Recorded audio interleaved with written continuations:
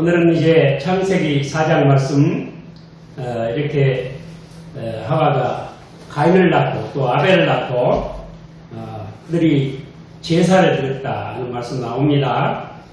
그런데 이 제사 때문에 즉 말하면 예배 때문에 성경 최초의 살인사건이 터졌습니다.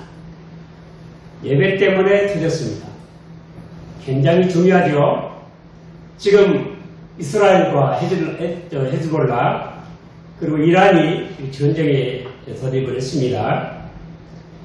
모두 종교를 추구하는 유대인들은 유대교 그리고 이란이나 헤즈볼라는 이슬람교를 추구하죠. 종교가 이렇게 무서워요. 하나님께서 이스라엘 백성들을 가나안 땅을 주실 때도 가나안 땅의 7족을 모두 진멸하라. 하나도 남기지 말고 다 죽여라고 말씀하셨어요. 종교적인 이유 때문입니다. 그래서 이 종교가 그렇게 중요하다는 것이 문화적으로, 역사적으로, 또 정치적으로, 절대적으로 중요하다는 것이 드러나고 있습니다. 근데 종교 중에서 제일 중요한 것은 바로 예배인 것입니다. 우리가 이 본문 말씀을 읽을 때 그냥 그런 사건이 있었구나 그렇게 읽지 마시고 아담과 하와가 두 부부가 이제 가인과 아벨이라는 두 아들을 낳았어요. 그런데 이 아들을 낳을 때 그들 마음속에 어떤 생각을 가지고 있었을까요? 이것을 생각을 해요. 처음에 우리 1절 보실까요? 1절 아담이 그 안에 하와가 동침하네 하와가 잉태하여 가인을 낳고 이르되 내가 여호와로 말미암아 등남하였다 하니라. 이 가인이라는 말은 얻었다 하는 뜻이에요. 여호와 때문에 내가 남자를 낳았다, 얻었다 하는 뜻인데 그것은 무슨 의미냐면 창세기 3장 15절 말씀과 관계가 있어요. 창세기 3장 15절에 뱀의 머리를 상하게 할 자가 누구죠? 여자의 후손이죠. 그 후손을 얻었다 그런 기대감이에요. 그런 기대감으로 이름을 그렇게 지은 거예요. 그런데 이 아담과 하와가 지금 잃어버린 거 두 가지가 있죠. 뭘 잃어버렸냐면 첫째는 에덴 동산을 잃어버렸고 다음으로는 생명나무 열매, 생명과를 잊어버렸죠. 그래서 그들의 소망이 무엇이냐면 이 여자의 후손을 통해서 약속하신 여자의 후손을 통해서 다시 에덴 동산도 회복하고 생명나무도 따먹고 하는 것이 그들의 소망이 있죠. 그런 것들이 지금 그들 마음속에 있어요. 이런 생각을 가지고 우리가 이 말씀 참고해야 됩니다.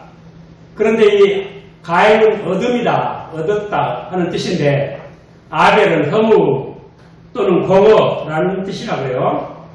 아벨은 아주 허무하게 죽고 말았어요. 그런데 이 아벨이 궁극적으로 십자가에서 허무하게 죽으신 예수 그리스도의 상징이요. 하나의 예표가 됐습니다. 그래서 이 세상 모든 것은 허무하고 저주에 걸린 이 세상에 하나의 십자가의 원리가 걸려 있어요.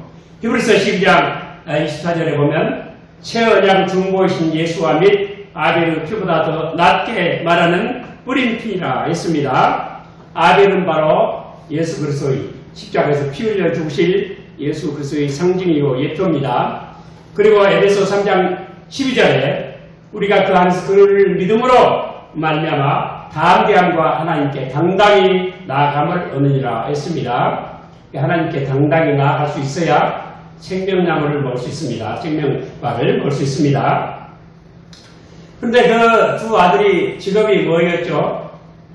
가인은 농부고 아벨은 그러니까 목양자예요. 하나는 농부고 하나는 목축업을 한 거죠.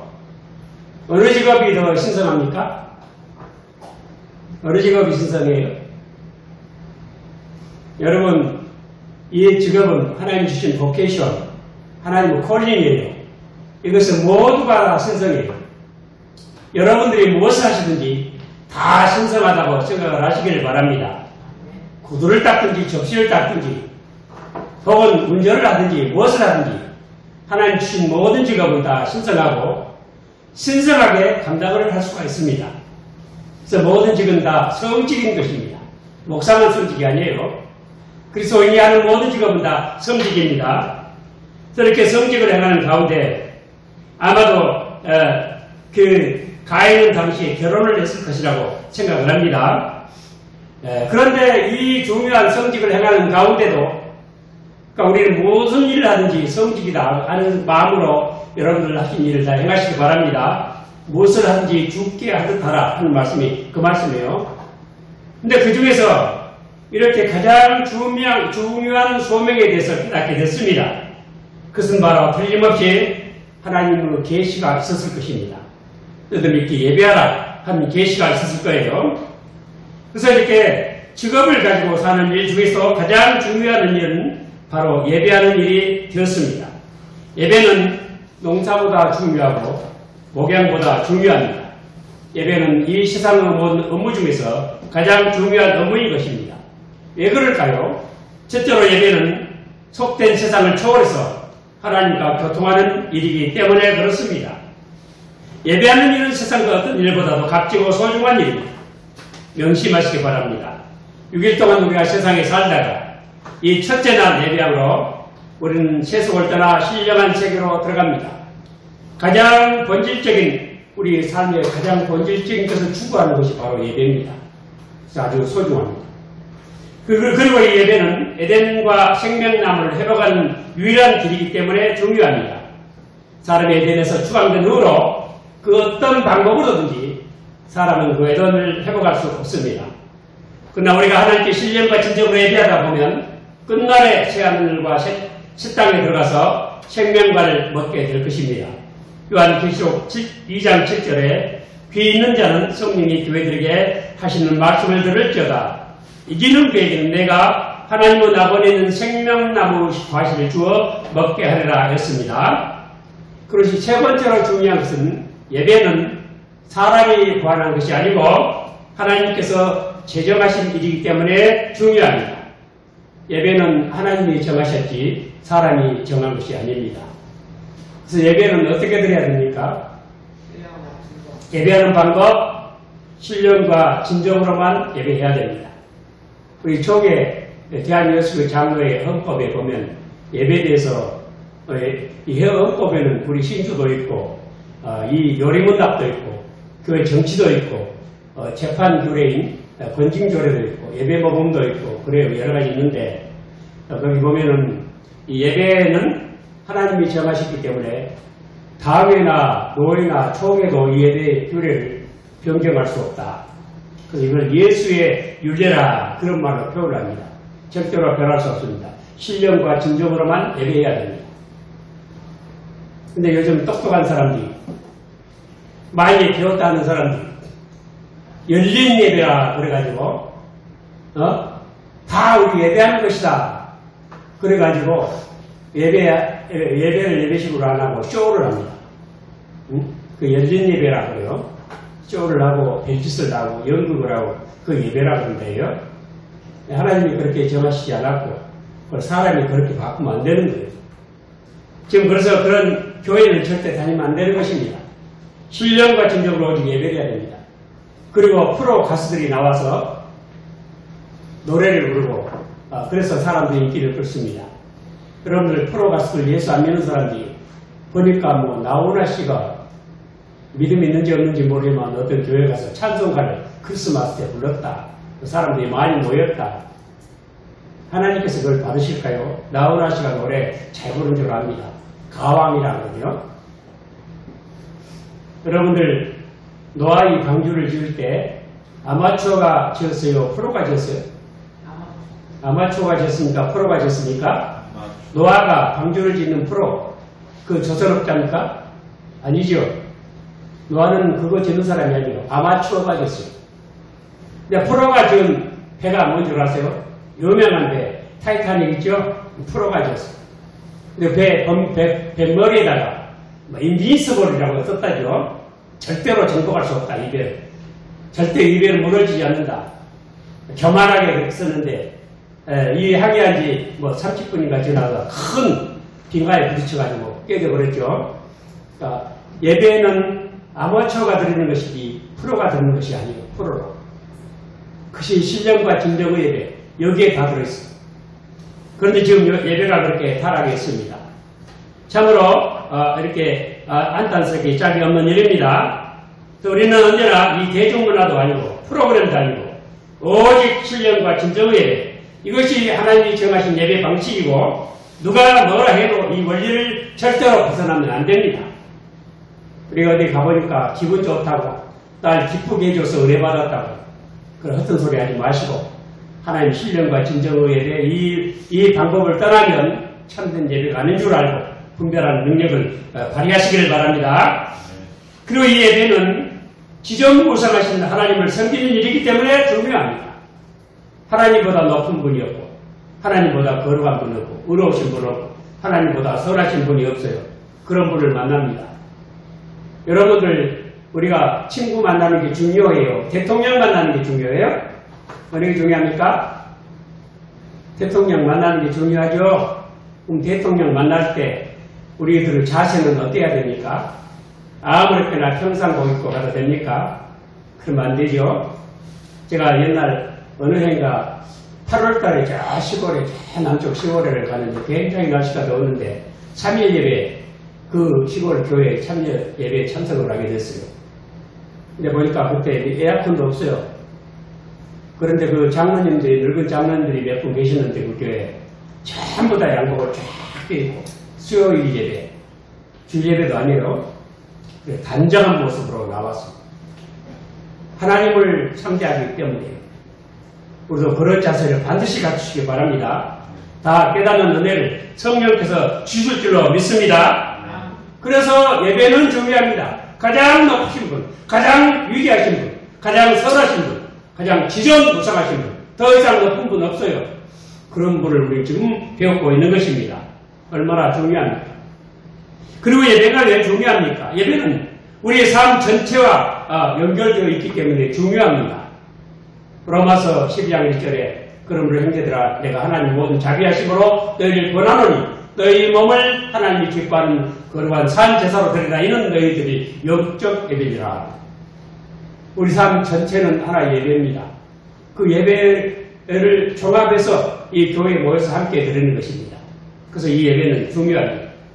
그리고 이 예배를 통해서 평상시에 우리가 삶을 사는 동안에 예배하는 자처럼 살게 되어 있습니다. 교회에 다니고 예배하는 사람들은 세상은 내 멋대로 살다가 교회 가서만 예배드리는 사람이 아닙니다. 그 사람은 택함받은 사람이 아닌 것입니다.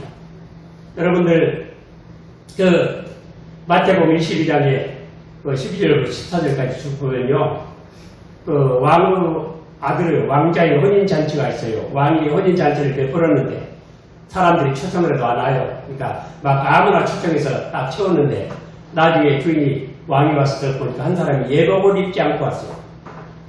그래서 형제 친구여 왜 예복을 입지 않고 왔는가 하니까 유구무원이었다. 이분이 있는데 대답을 못해요. 왕의 잔치에 혼인잔치에 참여할 때 예복을 입어야 되는데 예복이 없어요. 그 뒤에 뭐라고 하신 줄 아세요? 부름을 받은 사람한테 택함을 받은 사람은 적다. 택함 받지 않은 사람이다 그 말이에요. 그럼 그 예복이 무엇일까요? 그 예복이 요한계시록에 그 19장 8절에 나와요. 빛나고 깨끗한 세마포 옷을 입었으니 그것은 바로 성도들을 오르는 행실이래요. 성도들을 오르는 행실의 예복을 입고 예배에 참석하는 거예요. 그것은 무엇을 의미합니까? 예배하는 자들은 평상시의 삶이 항상 옳아야 한다. 바르고 정직해야 된다는 것을 의미하는 것입니다. 칼빈은 그것에 대해서 세 가지로 가르치고 있어요. 우리가 하나님 앞에 예배하는 자세로 사는 삶. 첫째는 자신에 대하여는 근신함으로 살아라. 자신은 늘 근신하고 범사에 삼가하고 절제돼야 돼. 두 번째, 남에 대해서는 의로움으로 살아라. 남을 의롭게 대하라. 바르게 대하라. 줄 건 주고 받을 건 받고. 세 번째로 하나님께 대한 경건함으로 살아라. 자, 자신에 대해서는 뭐예요? 근신해야 돼요. 두 번째, 남에게는 의로워야 돼요. 그리고 하나님께는 경건해야 돼요. 뭐라고요? 경건은 지옥이 없다 하더라도 하나님을 너무너무 사랑해서 하나님의 말씀을 하나님의 모든 계명은 지키지 않고는 견딜 수 없는 그런 마음자리가 경건이에요. 하나님 법대로 살아야 되겠다. 하나님 뜻대로 하나님 보시기에 합당한 그런 인격자로 살아야 되겠다.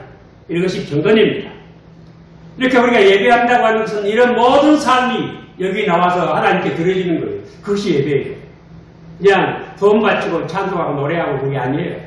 우리 삶 전체를 드리는 거예요. 그래서 중요합니다. 그리고 마지막으로 예배가 왜 중요하냐?